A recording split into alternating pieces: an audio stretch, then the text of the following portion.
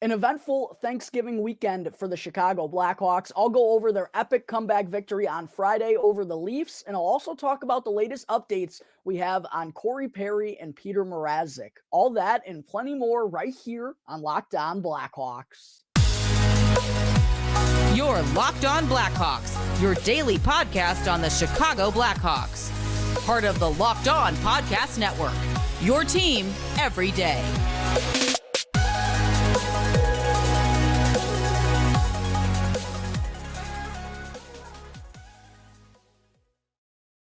What's up, everyone? Welcome on into another episode of Locked On Blackhawks, part of the Locked On Podcast Network, your team every day.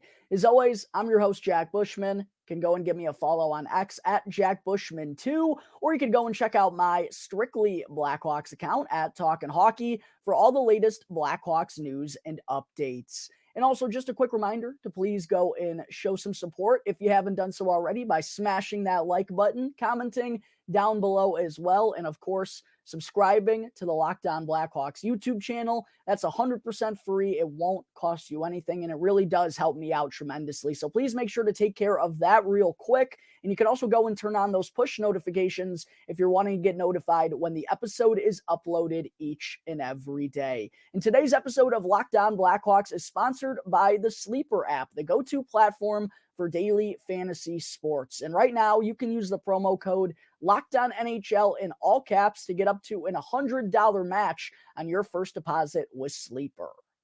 All right, good afternoon, everyone. As always, thank you all for joining me on another episode of Locked On Blackhawks, your one-stop shop for all things Chicago Blackhawks. First and foremost, let me just say, I hope everyone out there had themselves a lovely Thanksgiving and Thanksgiving weekend as well, spent with friends, family, loved ones, all that good jazz. Good food, maybe priority number one for some of us out there. And I'm sure, as all of you can tell, based on how my face is looking here on today's show, a little more bloated than usual.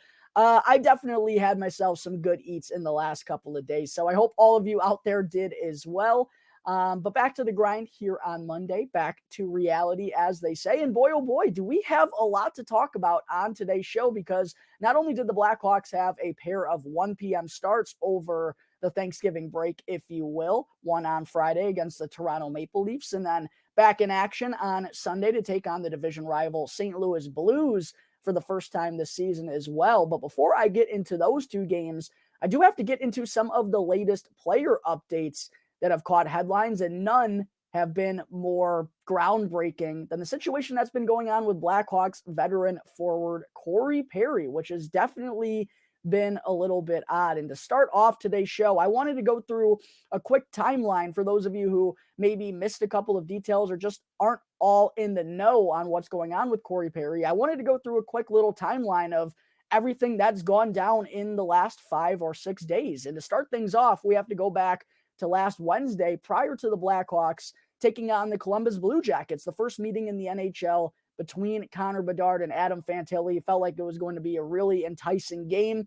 But before puck drop, Blackhawks fans got a little bit of a surprising update, as not only would Taylor Hall not be in the lineup, and I'll talk about him more a little bit later on in the episode, but we also learned that the Hawks were going to be without veteran forward Corey Perry. And given how impactful he's been in the early portion of the season, I mean, one of the best players for the Blackhawks, I think we all knew immediately this wasn't a performance-related scratching from Corey Perry. I mean, how could it be with how good he's been? It just wouldn't make any sense whatsoever. Now, the Blackhawks went on to put together a putrid performance. That's one we can kind of just leave in the past. It was one to forget about against Columbus for sure on a blackout Wednesday, if you will. But the interesting part came after the game when Coach Luke Richardson spoke to the media and told them that Perry was held out of the lineup due to an organizational decision, which everyone was like, well, what could that mean? And then on Thursday, when the Blackhawks had practice at Fifth Third Arena early on in the morning, Corey Perry was nowhere to be seen. And then he didn't play in either of the Blackhawks games over the weekend, and there's still no sign of him. And the last we heard about Corey Perry is on Sunday, Blackhawks general manager Kyle Davidson spoke to the media as well, and of course he was going to get asked about this. I mean, social media has actually been running rampant over the last couple of days, wondering what's going on with Corey Perry. And Davidson kind of had the same things to say that Luke Richardson did, staying kind of tight-lipped at this point in time. The only thing he did provide us with was saying that Corey Perry is not going to be with the team for the foreseeable future, and that it has been a team decision so far to hold him out, which became a little bit more curious when we heard Pat Morris, Perry's agent, post a statement just a couple of hours later saying that Perry has stepped away from the team to attend to personal matters. And here we are, still not really knowing anything going on with the Perry situation. And given the history of the Blackhawks organization, and of course, just a couple of years ago with the fallout from the Kyle Beach lawsuit and everything that we all figured out that went wrong with the Blackhawks organization in 2010 and how poorly they handled it over the last decade, everything that came out with that, that's kind of led to people not really sure how to feel about this whole situation regarding Corey Perry and not really having trust within the Blackhawks organization about what's going on, especially when, Kyle Davidson gives one statement and then Perry's agent kind of gives another statement suggesting something else. It's just led for a whole lot of speculation going on. And the one thing I will say to kind of start things off here is, and I've reiterated this many and many times on the podcast in the past, but it's a completely new regime that's been put in place with the Chicago Blackhawks. The people that were in charge in the past during everything that happened with Kyle Beach from 2010 to 2020, 2021, they're not here anymore. The Blackhawks cleaned them out, and the new people in charge, Danny Wirtz, Jamie Faulkner, Kyle Davidson, they damn well knew the situation that they were stepping into when they took these jobs with the Chicago Blackhawks. And they knew that a real big, probably priority number one, their focal point moving forward was they have to make sure that something like this never happens again. And that's really been something they've strived to do and been involved in, just different matters and making sure they're handling things right. You could tell it's very important to this new leadership group that's in charge of this organization. So knowing that and knowing that they're well aware of all the speculation that's going on out there right now, and knowing that there's a lot of disdain and mistrust for this Blackhawks organization, this is an assumption by me, but I'm assuming they are wanting to make a statement about this. They just simply can't at this point in time. And that's kind of the weird part of what we're in right now is we still don't know what's going on with Corey Perry. We don't know. We really have no idea and no indication if this is something related to his health or his family, or if it was something, I hate to say this, but alcohol involved or something along those lines. We absolutely have no idea. And until we do, I think it's only right to kind of reserve judgment on the Blackhawks organization about how they're handling this matter, because we just don't have enough information to say, oh, they're doing something terrible here, or this is the Blackhawks, following in the footsteps of what they did wrong. We just don't know enough to kind of make those accusations. And I know social media is just going to do their thing. You can't stop it. It's a loose cannon. But I just think for Blackhawks fans, the ones who actually care about this organization and want to see them do right, I would just say let's hold our judgment until we get all the details on what's going on with Corey Perry. Because right now, all we know is it's odd. He's not with the team for whatever reason, but according to his agent, it's for personal matters. I know the Blackhawks have kind of given mismatching statements, but I think until we know all the details, we just can't really comment on it any further. But I will admit the Blackhawks not really putting out there what's going on is only going to add to the speculation. They're not doing themselves any favors. I certainly understand that. And I also understand where people are coming from, because, I mean, why should they trust the Blackhawks organization? And I even said in the fallout of the Kyle Beach situation, it's going to take years until they build that trust again. This is one of those situations where it is going to be really crucial. I know it's kind of a weird one, but it is still going to be really important that they get this right. And again, we just don't know enough to say whether or not that's the case right now, whether they're handling this right or handling this wrong. We just don't know. But I do believe, for the sake of not letting the fire grow to an absolute scorched earth here, I do believe they want to get something out sooner rather than later, but it just feels like they can't at this point in time. But definitely a weird situation that's going on right now with Corey Perry. But again, first and foremost, I hope he's okay. I hope it's not a health situation. I hope it's not something family related, but it does seem like it's something significant given what's going on right now. But thoughts and prayers are going out with Corey Perry. I hope everything's all right, but I do expect we'll get an update on this situation again sooner rather than later, just based on the chaos that's kind of been surrounding this whole incident since everything started last Wednesday. All right, there are the latest updates on the Corey Perry situation. We'll see if we get any updates on this matter later on in the week. Coming up in just a moment here, Blackhawks fans, I will finally get into the pair of games that they had over the weekend against the Maple Leafs and the Blues. But first, I need to talk to you all about Sleeper. The NHL season is really starting to get going. We're almost 20 games through the regular season. And are the Vegas Golden Knights going to reign supreme once again? They're off to a pretty good start. I know all of you love hockey and the NHL. I certainly do. And that's why I'm here to talk to you about Sleeper. Sleeper is my go-to platform for daily fantasy sports, especially daily fantasy hockey, because with Sleeper, you have the chance to win 100 times your cash on daily fantasy action. And the NHL has literally never been more exciting than it is right now, with superstars like Connor McDavid, Leon Draisaitl, Cale Makar, Nathan McKinnon, Jack Hughes, Sidney Crosby, and Alex Ovechkin are still around. And of course, we got our baby boy Connor Bedard out here in Chicago. And all you have to do with Sleeper is simply select more or less based on their stats provided, such as goals, assists, points, saves, and more. And again, Sleeper offers you the chance to win 100 times your cash on daily fantasy action. So start paying attention, make the right picks, and you could win real big. Entries can be made in under 30 seconds, and Sleeper is live right now in 28 plus states. And you can also go and use the promo code listed down below. That's Locked On NHL in all caps, and you'll get up to an $100 match on your first deposit. Again, that's promo code Locked On NHL in all caps, and you can go and see Sleeper's terms of use right now for more details. All right, segment 2, getting into the Blackhawks' most recent action over the Thanksgiving weekend, a pair of 1 p.m. puck drops against the Toronto Maple Leafs and the St. Louis Blues, starting with the game on Friday at the UC. Man, some of the most fun I've had watching the Blackhawks play in a long, long time. And other than Connor Bedard, lighting the lamp, there hasn't been a whole lot of fun involved with the Chicago Blackhawks team through their first 19 games this year. But it almost looked like it was all for naught on Friday based on how the Blackhawks started. It kind of looked like they were feeling how we did watching it on Friday morning with our bellies still full from those Thanksgiving leftovers and all that good stuff. Looked like the Blackhawks had a little bit of a Thanksgiving hangover going on themselves with their play in the early going. Even though they came out of the first period with the score tied 1-1, the Maple Leafs had a 15-6 advantage in shots on goal and carried that momentum over into the second, where they buried a couple of goals in the opening minutes to grab a 3-1 lead. And it looked like the Hawks might have been on their way to a long, long day.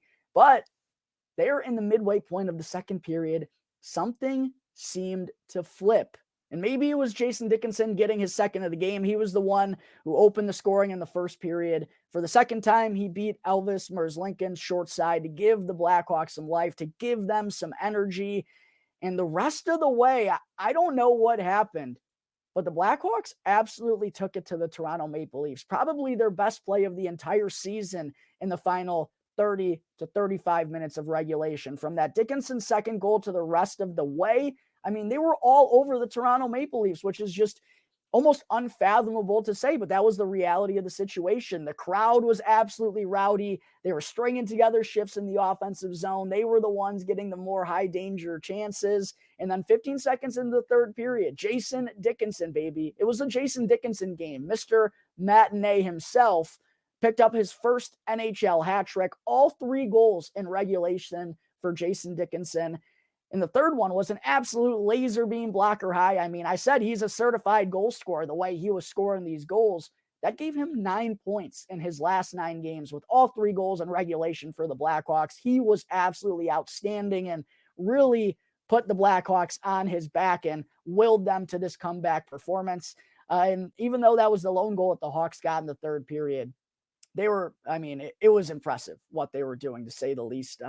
But yeah, Dickinson was the one to will them into overtime. I got to give credit to Arvid Soderblom too. He made a ton of big saves, especially early on in the second. And when the Leafs had that 15-6 shot on goal advantage in the first, he could have let things get out of hand, but only let the Leafs find the back of the net once. He deserves a lot of credit. That led the game into overtime, and what a bananas 3-on-3 period it was. Very fitting end to this game. High energy, lots of chances back and forth, but in the end, the kids came through in the clutch. Kevin Korchinski jumps on a Connor Bedard rebound, knocks home the loose puck for a second NHL goal. Him and Bedard go hugging in the corner, jumping into the glass. It was an absolute piece of art. There's been a cool picture of them kind of bouncing around social media of them hugging in the corner, celebrating the win for the Blackhawks. The comeback kids go and shock the Maple Leafs. They seem to have their number at this point in time. Their second win over the Maple Leafs here in the early going. Like I said, some of the most fun I've had watching a Blackhawks game in quite a while. And I'm not going to lie, I wasn't very happy about the 1 p.m. start following Thanksgiving, being like, ugh, what a quick turnaround. I mean, all I want to do the Friday after Thanksgiving is get some sleep, be lazy, eat some leftovers, lay back on the couch. And now it's like, I mean, for me, it's a little bit different watching the Blackhawks. I got some stuff to do, and I'm making sure I stay on top of it to talk about it accurately here on the podcast. So I was a little bit dreading that game on Friday afternoon. But what an awesome one it turned out to be, and a full house at the United Center as well. They certainly got their money's worth. Probably the most fun Blackhawks game of the season so far, an epic 4-3 comeback win over the Toronto Maple Leafs. That led into Sunday's divisional matchup with the rival St. Louis Blues, the first meeting between these two teams this season, and the Blackhawks were looking to build off of that victory over the Leafs to pick up back-to-back victories for the first time this season. They're the only team in the NHL that has yet to win 2 consecutive games, and that streak remains following Sunday night as the St. Louis Blues. It was kind of a similar, they got off to a similar start that the Leafs did in that game on Friday. St. Louis was all over the Blackhawks in the early going. It looked like they had another Thanksgiving hangover going on. The Hawks surrendered 2 goals in the opening 5 minutes. They did go and get one back on a nice redirect by Ryan Donato, but the Blues capitalized late in the period to regain that 2-goal lead on the power play. Blackhawks penalty kill after not allowing a power play goal for the first time in the month of November in their win against the Leafs. They go back to their old ways, puts them down 3-1 against the Blues. And, you know, to the Blackhawks' credit, they got better as the game went on. And it was kind of like a diet version of Friday's comeback against Toronto. The Blackhawks did a lot of good things in the final 35 minutes of this one, but Jordan Binnington was just an absolute brick wall in net for the Blues. The St. Louis defensemen also deserve a ton of credit for blocking 21 shots. And while the Hawks, like I said, they did a lot of good things. They had a lot of sustained zone time, put together good shifts in the offensive zone. And if you ask me, out of the two teams who controlled the puck more, I'd probably say the Chicago Blackhawks unbiasedly. But St. Louis certainly were the ones who got the more quality high danger looks. And they were also the ones who took advantage of those looks when they got them. And that's still been a big problem for the Blackhawks. Consistently this year, they just haven't been generating enough high danger looks. And kind of considering the forward group that they have right now, maybe that's not the most shocking thing, but it was a little bit disappointing to see them have a good effort later on in the game on Sunday, but kind of just a costly opening 10-15 minutes really wound up being the deciding factor in this one. The only other goal the Blackhawks scored on Sunday came a la Boris Tkachuk with a minute to go. It seems like Boris has been generating breakaway opportunities every game for the last couple of weeks now. And even though he hasn't been getting the finished product, has been making his presence felt and has been getting a lot of opportunities. It was nice to see him finally find the back of the net here. And even though, even given the score situation, the Blackhawks down by 3 with a minute to go, put some down by 2, even given the scoring situation, I'm sure it has to be a nice hurdle for Tkachuk to clear to get his first goal of the season. But yeah, the Blackhawks offense just didn't do enough in this one to be able to come from behind, and they wind up keeping the streak alive. They still have not won 2 consecutive games through their first 19, the only team in the NHL that can say that. But still some things to be high about. I know it's tough to find those when the Blackhawks are now 6-13, but there were still some solid performances over the weekend that should make you encouraged. Arvid Soderblom in particular was probably the one I was most happy with, given how shaky his past couple of outings had been. It was really nice to see him kind of gather himself and string together a pair of solid starts on both Friday and Sunday. So really happy for Arvid Soderblom because it has not gone very well for him in his first full NHL season thus far. The bottom 6 did a lot of good things in the Blackhawks last 2 games as well. Obviously, Jason Dickinson's hat trick gets all the attention, but I mentioned Boris Tkachuk has been really effective. Reese Johnson has been doing a lot of good things as well. Tkachuk had the best analytical numbers of any Blackhawks forward on Sunday, might have been their best player. Ryan Donato also wound up with 2 points in that one, a goal and an assist to snap his 6-game point skid. Wyatt Kaiser doubled his season output in terms of points with 2 assists on Sunday. Isaac Phillips picked up his 2nd assist in the last 3 games. Nice to see that third pairing for the Hawks playing a little bit better as they've gotten some games together under their belts now. So it's been a little bit of a struggle for the Blackhawks, but there are some bright spots. It's just very tough when they're a team that's without Taylor Hall, Andreas Athanasiou, and now Corey Perry. And I'll be talking more about that here in just a second, Blackhawks fans. I'll further get into their offensive struggles that's plaguing them right now. But first, I need to talk to you all about Collective. If you run a small business, then you're an army of one, but you still need a CPA, a bookkeeper, a separate payroll solution, and more. Let Collective take care of the paperwork while you go and take care of the business. The best part, it's at a fraction of the cost of a CPA. Collective is the #1 financial solution for freelancers, contractors, and self-employed entrepreneurs that lets you focus on your passion and not the paperwork. Right now, you can join the thousands of solopreneurs who have saved an average of $10,000 per year on taxes with their structure at Collective. And right now, Collective is offering 1 month free and no onboarding fees when you go to collective.com/LockedOnNHL in all caps and tell them that the Locked On Podcast Network sent you. Again, that's a $550 value for absolute free when you go to collective.com/LockedOnNHL. You just got to make sure to tell them the Locked On Podcast Network sent you.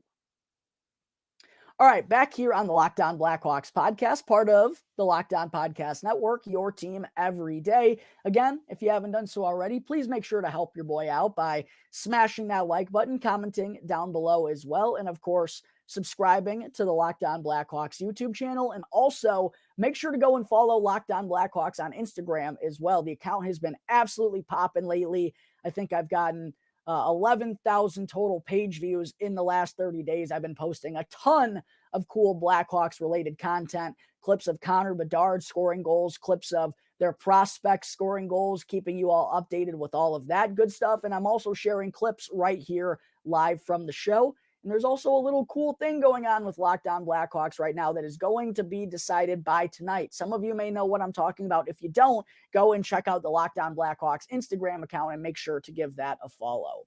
All right, segment 3. The offensive struggles remain prevalent for the Chicago Blackhawks team early on in the season as they have scored 4 or more goals just one time in their last 7 games, and they currently rank 29th in the NHL in goals per game. Excuse me, I'm going to take a little sip of water. Let's talk about the reasoning for this, though. First off, I just mentioned at the end of segment 2, it doesn't help that they are currently without Corey Perry, who's been one of their leading scorers in the early going and has had an impact on this team each and every night. They're also now without forward Taylor Hall the rest of the season as he is undergoing surgery on a torn ACL. Absolutely brutal update for Taylor Hall. It's just not the start to his Blackhawks tenure that he was hoping for. He was getting a real huge opportunity here, someone who was going to be given top 6, if not top line ice time, basically all the way through 82 games. And given the point that he's at in his career, I mean, kind of a make or break spot. Taylor Hall, one of the big reasons why I liked his addition by general manager Kyle Davidson was because he's a guy who's going to come in with a chip on his shoulder and still try to prove himself at, being over 30 years old as a former number one overall pick, that he can still be a focal point of an offense.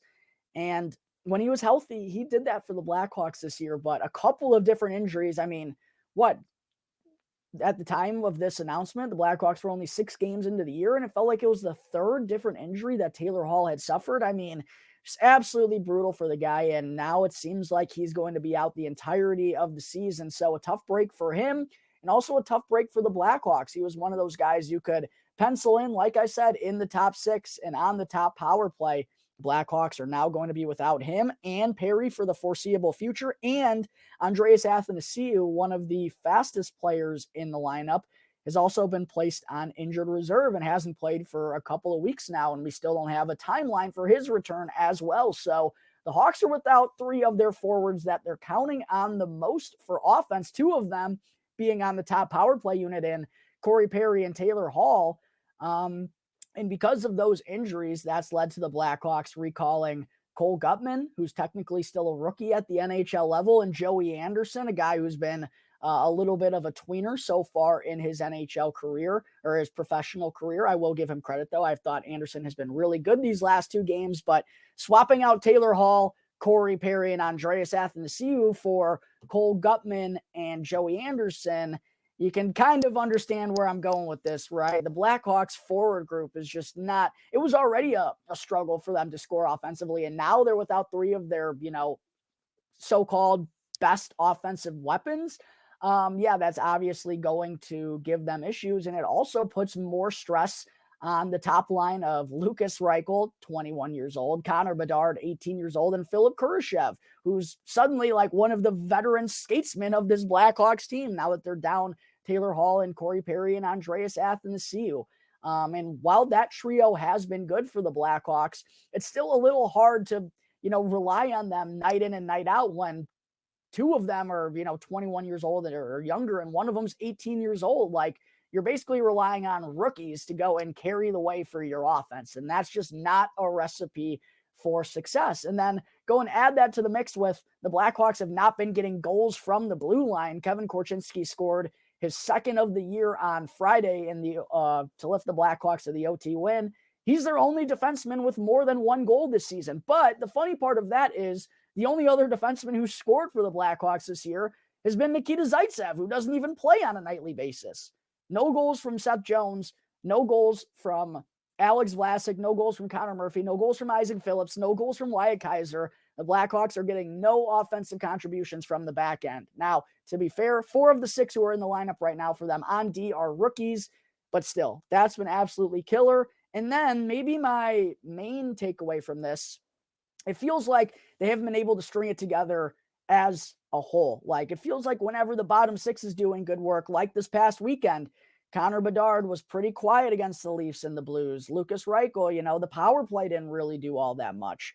But when the big dogs are carrying the load, it feels like the bottom 6 isn't chipping in whatsoever. So, like, it feels like they haven't just come together as a unit thus far. And quite honestly, that's just not all that surprising given how young they are at this point in time. It's just going to be a struggle for them. They just don't have that much established talent. Yeah, they have some upside there with Bedard, Reichel, Kurashev, Radish, Johnson. Yes, they have some pieces that when things go right, yeah, they can go and score 4 or 5 on you. But how many times are things going to go right? It's just hard to bank on that consistency factor with this young forward group that's now also down Corey Perry, Athanasiou, and Taylor Hall. And I'm also really interested to see how it's going to affect the Blackhawks when they don't get star level goaltending. And I'm not calling Petr Mrazek a star, but he's been standing on his head for the Blackhawks all season long. And they're 6-13-0 with Petr Mrazek playing really well in net. But the interesting thing about Petr Mrazek hasn't been his play this season. I've talked about that enough, but kind of similar to Corey Perry, there's a little bit of a situation going on right now with Petr Mrazek. Like I said, been, in my opinion, the MVP of the Blackhawks in the early going. He had his first true stinker of a start last Wednesday when the Blackhawks took on the Columbus Blue Jackets. It was one to forget for Petr Mrazek. He wound up getting pulled in that game. But just like Corey Perry, Petr Mrazek was nowhere to be seen on Thanksgiving morning practice. Now, he did return over the weekend and served as the backup for Arvid Soderblom on both Friday and Sunday. But it's interesting that Petr Mrazek, for how good as he's been, that he started neither of those games, especially Friday when the Blackhawks were taking on the Toronto Maple Leafs. I mean, given Arvid Soderblom's struggles, yeah, he went out there and had a really good performance, but given his struggles, you probably would have rather given him the Blues on Sunday than the Leafs on Friday. And for him to go and start both of those, that is definitely setting off the sensors here a little bit. And there have been some rumblings surrounding Petr Mrazek possibly getting moved here by the Chicago Blackhawks. And one team, obviously, that's getting a lot of attention around the NHL right now is the Edmonton Oilers and all the struggles that they're having in that, while Jack Campbell's getting paid $4 million a year and is having struggles in the AHL. Edmonton could definitely use a goaltender, but the one thing I will say, the Blackhawks absolutely have to be getting something back, and maybe it is Jack Campbell coming back to the Blackhawks, because Arvid Soderblom, even though he's looked better these last two games, he's not ready for the lion's share in net at the NHL level, and that's not how the Blackhawks want to go about things, right? They've shown that they want to be patient and they don't want to rush guys into things. So I know they don't want to be doing that for Arvid Soderblom, and they don't want to be calling up Drew Commesso nor Jackson Stauber from Rockford. They really want to let those guys get settled and ripened, and then when the time is right, call them up to the NHL. They don't want to be rushing them along the process either. So this would have to work out where the Blackhawks obviously get a good haul for Mrazek, and they'd have to get probably Jack Campbell coming back because they need an NHL level goaltender. But I don't know if that's going to happen. That's just kind of the rumor that's been going out there. And there's just no other reason to not be playing Petr Mrazek given how good he's been for this team. So it's going to be really interesting for a couple of different reasons. Is Petr Mrazek going to get back in there on Tuesday, or is he going to remain a backup and kind of out like Corey Perry is, even though he's still with the team? And how is it going to impact the Blackhawks if he does wind up getting moved? Because it really feels like the tank would be fully on if they were to trade Petr Mrazek, because without his sturdy play in net, Blackhawks might still have 3 or 4 wins through their first 19 games this year. All right, folks, I think that is going to wrap up today's episode of Locked On Blackhawks. As always, thank you all again for tuning into the show, and please make sure to go and show some support by following the Locked On Blackhawks podcast wherever you may be listening to your podcasts, and to go and subscribe to the Locked On Blackhawks YouTube channel, and that way you can get the latest episode as soon as it becomes available each and every day. As always, I'm your host, Jack Bushman. Go and give me a follow on X at Jack Bushman2, or you can go and check out my Strictly Blackhawks account at Talkin' Hockey for all the latest Blackhawks news and updates. So until tomorrow's episode, that's going to do it here for the Locked On Blackhawks podcast, part of the Locked On Podcast Network, your team every day.